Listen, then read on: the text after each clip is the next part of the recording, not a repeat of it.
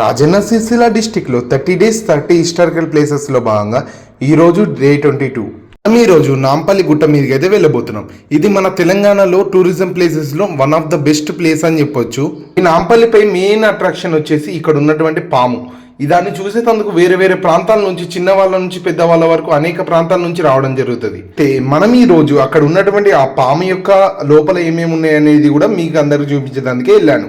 ఇక్కడ ఉన్నటువంటి ఈ పాము లోపల అయితే మనకు నరసింహస్వామి యొక్క అవతారం అనేది ఎలా రావడం జరిగింది, అలాగే భక్త ప్రహ్లాదుని యొక్క చరిత్ర అనేది ఇక్కడ విగ్రహాలతో మనకు కనిపించడం జరుగుతుంది. దీనికి సంబంధించి మా ఫ్రెండ్ అయితే ఇక్కడనే వర్క్ చేస్తాడు, అందువల్ల తీసుకెళ్లడం జరిగింది. అదేవిధంగా ఇక్కడ ఉన్నటువంటి విగ్రహాలు అనేటివి అప్పట్లో ఉన్నటువంటి రూపాలను బరాబర్ చెక్కించడం జరిగింది. అదేవిధంగా ఇక్కడ ఉన్నటువంటి భక్త ప్రహ్లాదుని విగ్రహాల కాంచెలి ప్రతి ఒక్కటి కూడా ఇందులోనైతే మనకు కనిపించడం జరుగుతుంది. Please like, share and subscribe.